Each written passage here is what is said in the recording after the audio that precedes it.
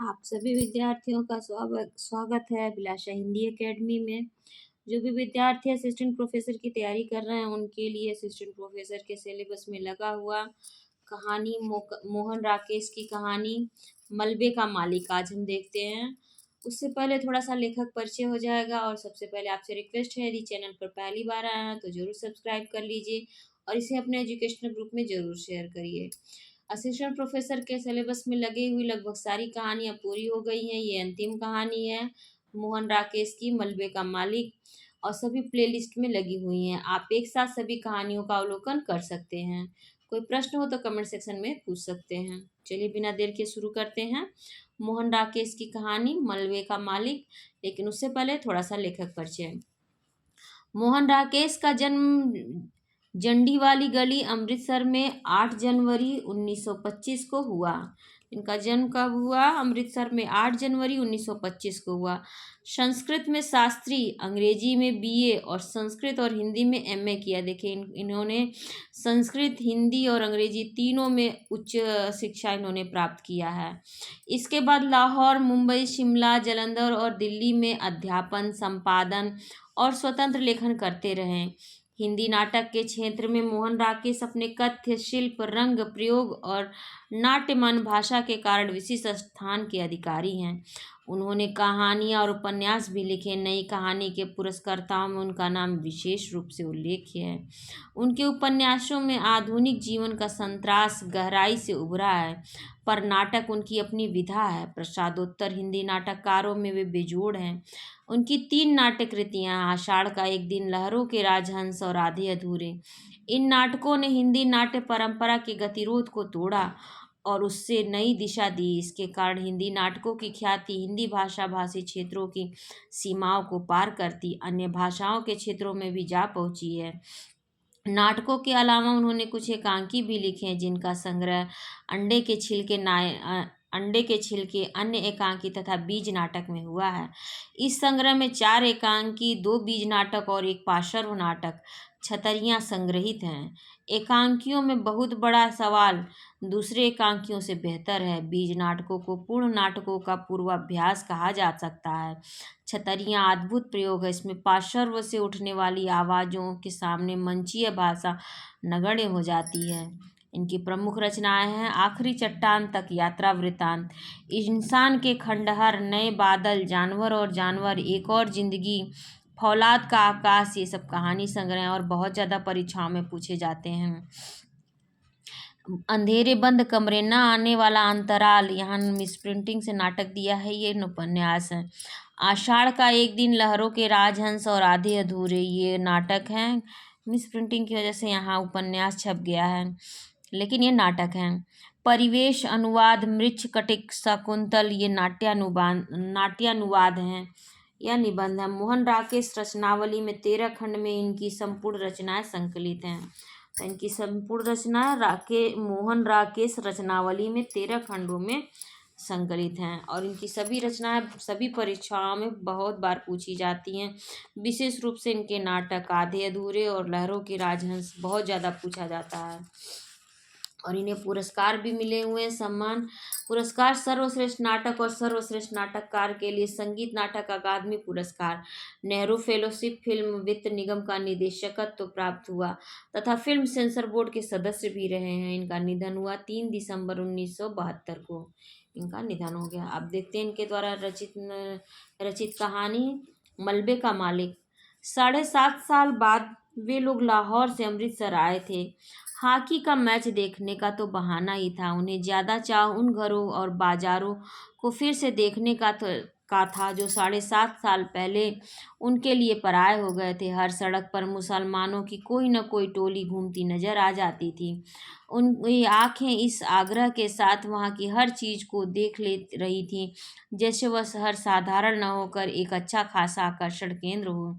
तंग बाजारों में से गुजरते हुए एक दूसरे को पुरानी चीज़ों की याद दिला रहे थे। फतहदीना मिस्री बाजार में अब मिस्री की दुकानें पहले से कितनी कम रह गई हैं। उस नुक्कड़ पर सुखी भटियारिन की भट्टी थी जहाँ अब वह पान वाला बैठा है। यह नमक मंडी देख लो खान साहब, यहाँ की एक एक लालाइन वह नमकीन होती है कि बस। बहुत दिनों बाद बाजारों में तुर्रेदार पगड़ियाँ और लाल तुर्की टोपियाँ नजर आ रही हैं। लाहौर से आए मुसलमानों में काफ़ी संख्या ऐसे लोगों की थी जिन्हें विभाजन के समय मजबूर होकर अमृतसर से जाना पड़ा था। 7.5 साल में आए अनिवार्य परिवर्तनों को देखकर कहीं उनकी आंखों में हैरानी भर जाती और कहीं अफसोस घिर जाता। वल्लाह, कटरा जयमाल सिंह इतना चौड़ा हो गया। इस तरफ के सब मकान जल गए थे। यहाँ हाकिम आसिफ अली की दुकान थी ना, अब यहाँ एक मुची ने कब्जा कर रखा है। और कहीं कहीं ऐसे भी वाक्य सुनाई दे जाते, वली यह मस्जिद ज्यों की त्यों खड़ी है, इन लोगों ने इसका गुरुद्वारा नहीं बना दिया। जिस रास्ते से भी पाकिस्तानियों की टोली गुजरती, शहर के लोग उत्सुकता पूर्वक उस तरफ देखते रहते। कुछ लोग अब भी मुसलमानों को आते देखकर आशंकित से रास्ते से हट जाते, जबकि दूसरे लोग बढ़कर उनसे बगलगीर होने लगते। ज़्यादातर वे आगंतुकों से ऐसे ऐसे सवाल पूछते कि आजकल लाहौर का क्या हाल है, अनारकली में अब पहले जितनी रौनक होती है या नहीं। सुना है शाह शाहालमी गेट का बाजार पूरा नया बना हुआ है। कृष्णनगर में तो कोई खास तब्दीली नहीं आई। वहाँ के रिश्वतपुरा क्या वाकई रिश्वत के पैसे से बना है? कहते हैं पाकिस्तान में अब बुर्का बिल्कुल उड़ गया है, यह ठीक है? इन सवालों में इतनी आत्मीयता झलकती थी कि लगता था लाहौर एक शहर नहीं, हजारों लोगों का सगा संबंधी है जिसके हाल जानने के लिए वे उत्सुक हैं। लाहौर से आए लोग उस दिन शहर भर में मेहमान थे, जिनसे मिलकर और बातें करके लोगों को बहुत खुशी हो रही थी। बाजार बासा अमृतसर का एक उजड़ा सा बाजार है, जहाँ विभाजन से पहले ज़्यादातर निचले तबके के मुसलमान रहते थे। वहाँ ज़्यादातर बासों और शतीरों की ही दुकानें थी, जो सब की सब एक ही आग में जल गई थी। बाजार बासी की वह आग अमृतसर की सबसे भयानक आग थी, जिसमें से कुछ देर के लिए तो सारे शहर के जल जाने का अंदेशा पैदा हो गया था। बाजार बासा के आसपास के कई मोहल्ले तो उस आग में अपनी लपेट में ही ले लिया था। खैर, किसी तरह वह आग काबू में आ गई थी, पर उसमें उन मुसलमानों के एक एक घर के साथ हिंदुओं के भी 4-4, 6-6 घर जलकर राख हो गए थे। अब 7.5 साल में उनमें से कई इमारतें फिर से खड़ी हो गई थी, मगर जगह जगह मलबे के ढेर अब भी मौजूद थे। नई इमारतों के बीच बीच में मलबे के ढेर एक अजीब वातावरण प्रस्तुत करते थे। बाजार बासा में उस दिन भी चहल पहल नहीं थी, क्योंकि उस समय के उस बाजार के रहने वाले ज़्यादातर लोग अपने मकानों के साथ ही शहीद हो गए थे, और जो बचकर चले गए थे उनमें से शायद किसी में भी लौट कर आने की हिम्मत नहीं थी। सिर्फ एक दुबला पतला बुढ़ा मुसलमान ही उस दिन उस वीराना बाजार में आया, और वहाँ की नई और जली हुई इमारतों को देखकर जैसे भूल भुलैया में पड़ गया। बाईं तरफ जाने वाली गली के पास पहुंचकर उसके पैर अंदर मुड़ने को हुए, मगर फिर वह हिचकिचा कर वहाँ बाहर ही खड़ा रह गया, जैसे उसे विश्वास ही नहीं हुआ कि यह वही गली है जिसमें वह जाना चाहता है। गली में एक तरफ कुछ बच्चे कीड़ी कीड़ा खेल रहे थे, और कुछ फसलें पर स्त्रियां ऊंची आवाज में चीखती हुई एक दूसरी को गालियां दे रही थी। सब कुछ बदल गया, मगर बोलियां नहीं बदली। बूढ़े मुसलमानों ने धीमे से स्वर में अपने से कहा और छड़ी का सहारा लिए खड़ा रहा, और उसके घुटने पजामे से बाहर निकल रहे थे। घुटनों से थोड़ा ऊपर शेरवानी में 3-4 पैबंद लगे थे। गली से एक बच्चा रोता हुआ बाहर आ रहा था। उसने उसे पुचकारा, इधर आ बेटे, आज तुझे चिज्जी देंगे। और वह अपनी जेब में हाथ डालकर उसे देने के लिए कोई चीज़ ढूंढने लगा। बच्चा एक क्षण के लिए चुप कर गया, लेकिन फिर उसी तरह होठ बिसूर कर रोने लगा। एक 16-17 साल की लड़की गली के अंदर से दौड़ती हुई आई और बच्चे को बाँह से पकड़कर गली में ले चली। बच्चा रोने के साथ साथ अब अपनी बात छुड़ाने के लिए मचलने लगा। लड़की ने उसे अपनी बाहों में उठाकर सटा लिया और उसका मुंह चूमती हुई बोली, चुप कर कसम खाने, रोएगा तो वह मुसलमान तुझे पकड़ कर ले जाएगा। कह रही हूँ चुप कर। बूढ़े मुसलमान ने बच्चे को देने के लिए जो पैसा निकाला था वह उससे वापस जेब में रख लिया। सिर से टोपी उतार कर वहाँ थोड़ा खुजलाया और टोपी अपनी बगल में दबा ली। उसकी गली उसका गला खुश्क हो रहा था और घुटने थोड़ा काँप रहे थे। उसे गली के बाहर की एक बंद दुकान के तख्ते का सहारा ले लिया और टोपी फिर से सिर पर लगा ली। गली के सामने जहाँ पहले ऊँचे-ऊँचे शतीर रखे थे रहते थे, वहाँ अब एक तिमंजिला मकान खड़ा था। सामने बिजली के तार पर दो मोटी-मोटी चीलें बिल्कुल जड़ सी बैठी थीं। बिजली के खंभे के पास थोड़ी धूप थी। वह कई पल धूप में उड़ते जर्रों को देखता रहा। फिर उसके मुँह से निकला, या मालिक। एक नवयुवक चाबियों का गुच्छा घुमाता गली की तरफ आया। बुड्ढे को वहां खड़े देखकर उसने पूछा, कहिए मियाँ जी, यहाँ किस लिए खड़े हैं?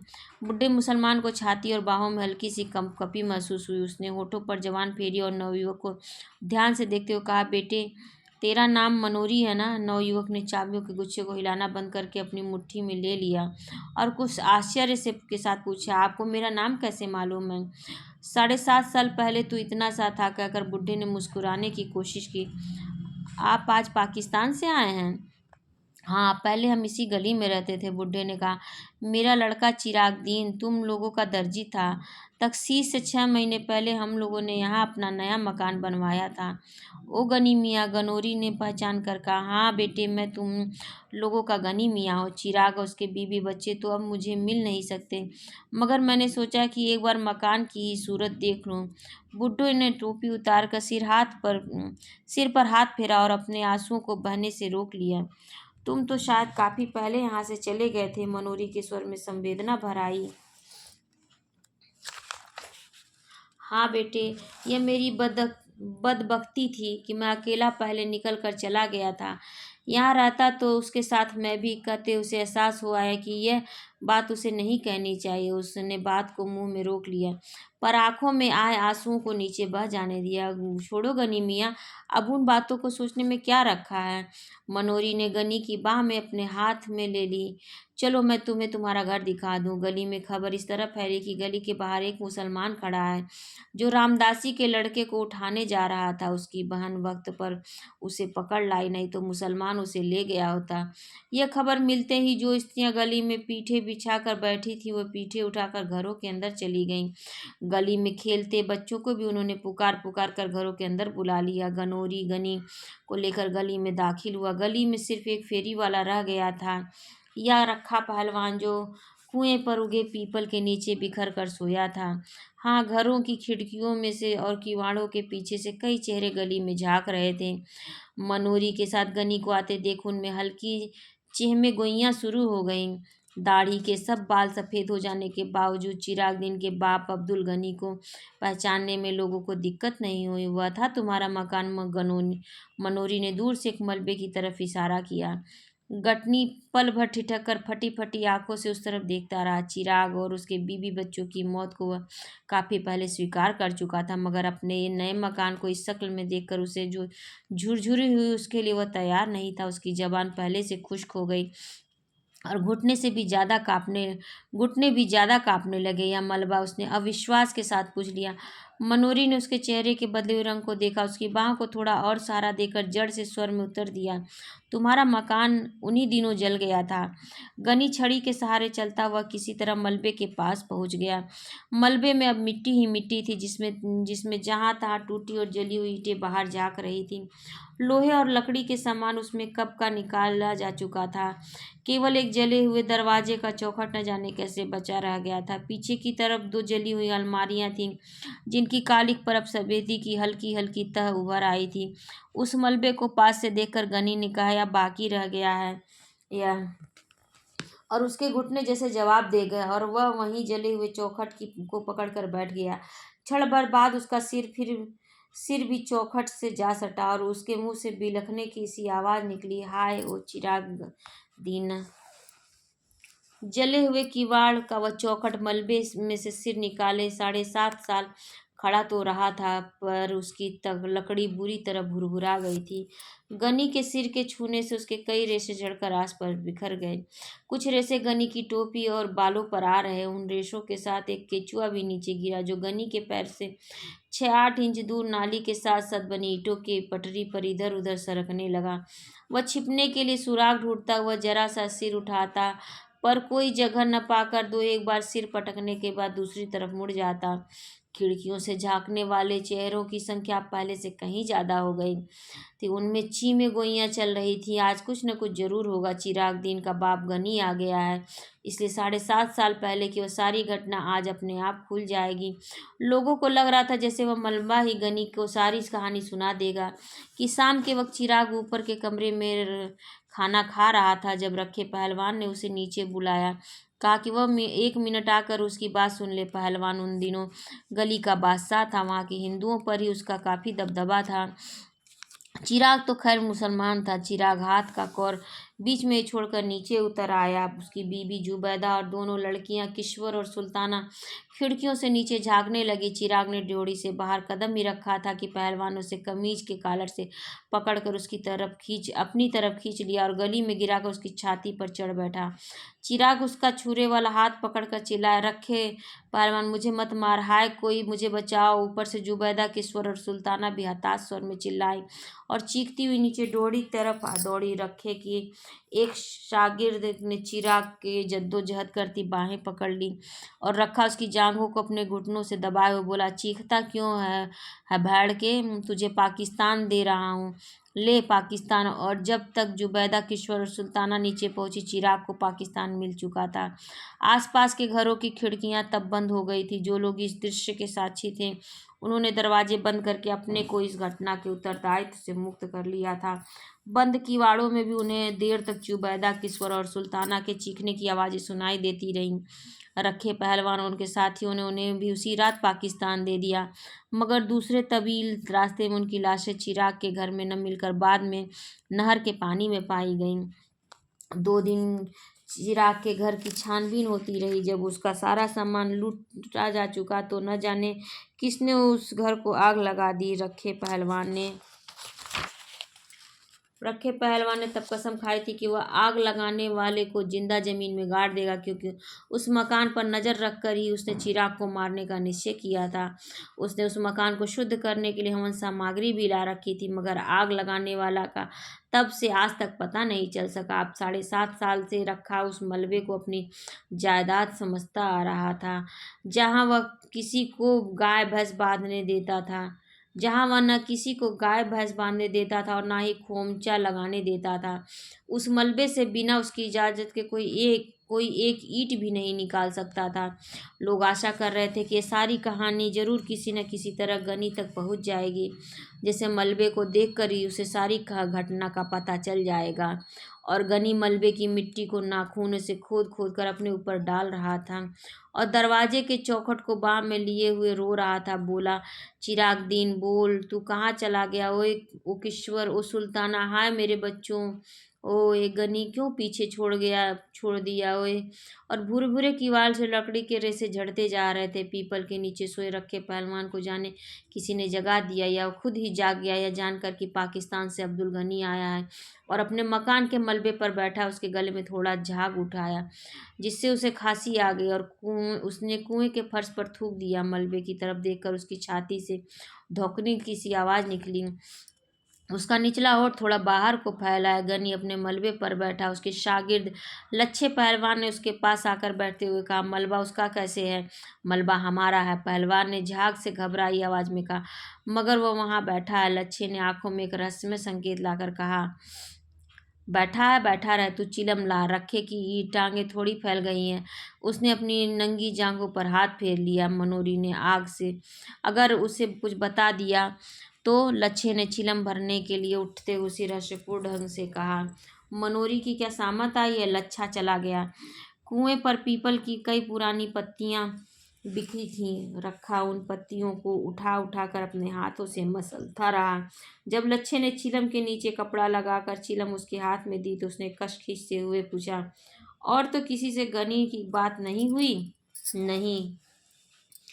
ले उसे। और खांसते हुए चिलम लच्छे के हाथ में दे दी। वो गनोरी गनी की बाँ पकड़े मलबे की तरफ आ रहा था। लच्छा उखड़ू होकर चिलम के लंबे लंबे कम कश खींचने लगा उसकी आंखें आधा क्षण रखे के चेहरे पर टिकती और आधा क्षण गनी की तरफ लगी रहती। गनोरी गनी की बात हमें उसे उससे एक कदम आगे चल रहा था, जैसे उसकी कोशिशों की गनी कुएं के पास से बिना रखे को देखे ही निकल जाए। मगर रखा जिस तरह बिखर कर बैठा था, उससे गनी ने उसे दूर से ही देख लिया। कुएं के पास पहुंचते न पहुंचते उसकी दोनों दोनों बाहें फैल गई। उसने कहा, रखे पहलवान।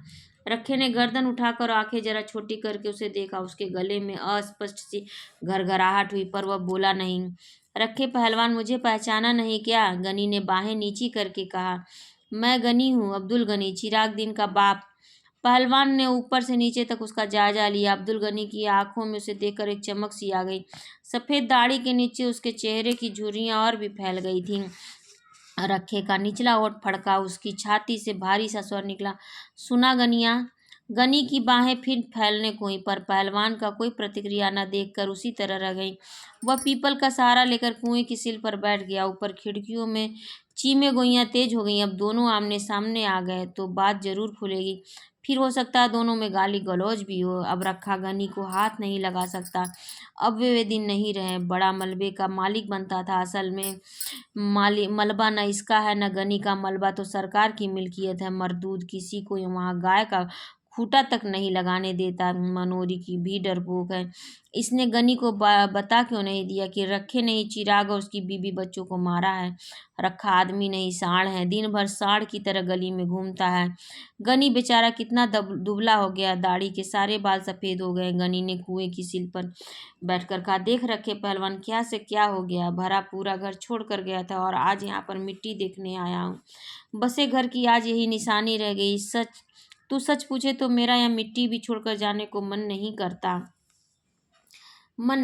और उसकी आंखें फिर छल छला आई। पहलवान ने अपनी टांगे समेटी और अंगोछा कुएं की मुंडेर से उठाकर कंधे पर डाल लिया। लच्छे ने चिलम उसकी तरफ बढ़ा दी। वह कष्ट खींचने लगा। तू बता रखे, यह सब हुआ किस तरह? गनी किसी तरह अपने आंसू रोककर बोला, तुम लोग उसके पास थे, उसमें भाई भाई की सी मोहब्बत थी। अगर वह चाहता तो तुम में से किसी के घर में नहीं छिप सकता था। उसमें इतनी सी समझदारी नहीं थी। ऐसे ही है। रखे को स्वयं लगा कि उसकी आवाज़ में एक अस्वाभाविक सी गूंज है। उसके होठ गाढ़े लार से चिपक गए थे। मूंछों के नीचे से पसीना उसके होठ पर आ रहा था। उसके माथे पर किसी चीज का दबाव महसूस हो रहा था और उसकी रीढ़ की हड्डी सहारा चाह रही थी। पाकिस्तान में तुम लोगों का क्या हाल है? उसने पूछा। उसके गले की नसों में एक तनाव आ गया। उसने अंगोछे से बगलों का पसीना पोंछा और गले का झाग मुंह में खींचकर गली में थूक दिया। क्या हाल बताऊं रखे? गनी दोनों हाथ से छड़ी पर बोझ कर डालकर झुकता हुआ बोला, मेरा हाल तो मेरा खुदा ही जानता है। चिराग वहां साथ होता तो और बात थी। मैंने उसे कितना समझाया था कि मेरे साथ चला चल, पर वह जिद पर अड़ा रहा कि नया मकान छोड़कर नहीं जाऊंगा।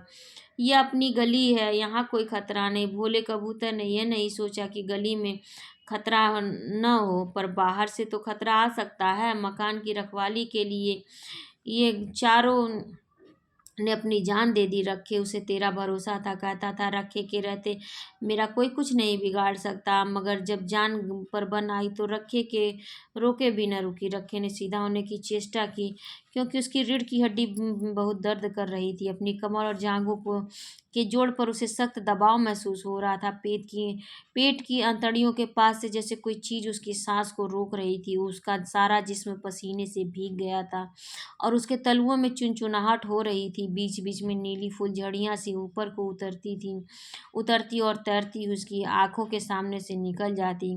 उसे अपनी जबान और होठों के बीच एक फासला सा महसूस हो रहा था। उसने अंगोछे से होठों को के कोनों को साफ किया। साथ ही उसके मुंह से निकला, हे प्रभु, तू ही है, तू ही है, तू ही है।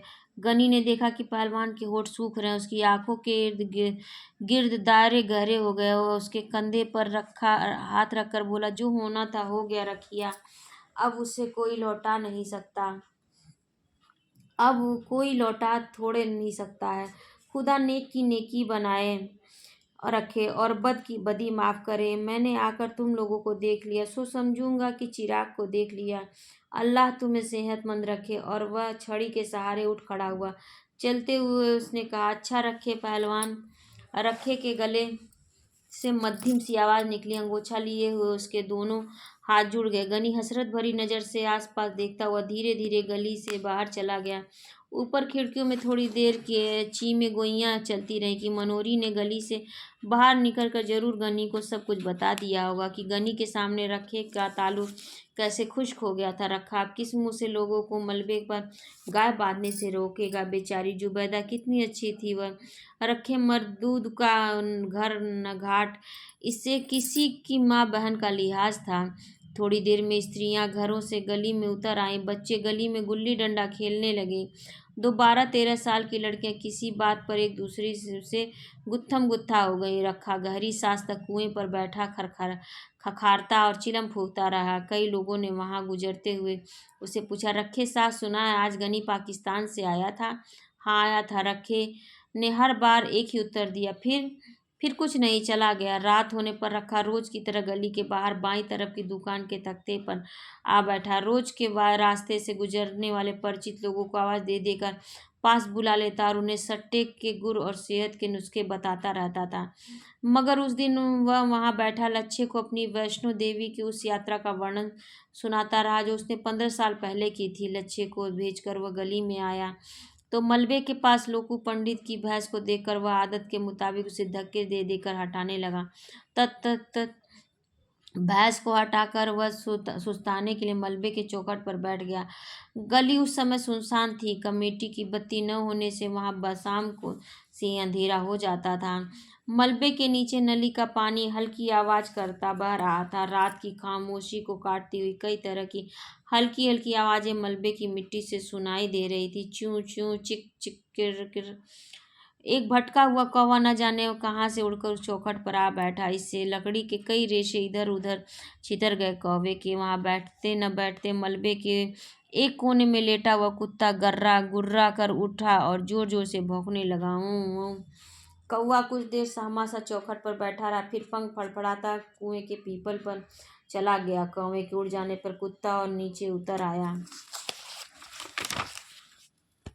और पहलवान की तरफ मुंह करके भौंकने लगा। पहलवान उसे हटाने के लिए भारी आवाज में बोला, दूर दूर दूर दूरे। मगर कुत्ता और पास आकर भौंकने लगा। वाऊ वाऊ।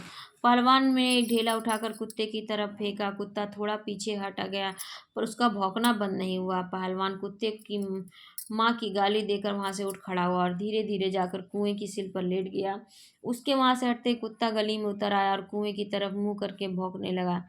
काफी देर भौंकने के बाद उसे गली में कोई प्राणी चलता फिरता नजर आया तो एक बार कान झटक कर मलबे पर लौट गया और वहां कोने में बैठकर गुर्राने लगा। तो कहानी खत्म होती है। मलबे का मालिक मोहन राकेश द्वारा लिखित बहुत ही महत्वपूर्ण कहानी है और विभाजन की त्रासदी पर लिखी गई है। कैसी लगी आप लोगों को कहानी ज़रूर बताइएगा। यदि कोई प्रश्न हो तो कमेंट सेक्शन में पूछ सकते हैं। असिस्टेंट प्रोफेसर के सिलेबस में लगी हुई सारी कहानियों की प्लेलिस्ट बनी हुई है चैनल पर। आप सभी जाकर सभी कहानियों को एक साथ वहाँ देख सकते हैं। और पहली बार चैनल पर आए हैं तो ज़रूर सब्सक्राइब कर लीजिए। अपने एजुकेशनल ग्रुप में ज़रूर शेयर करिए।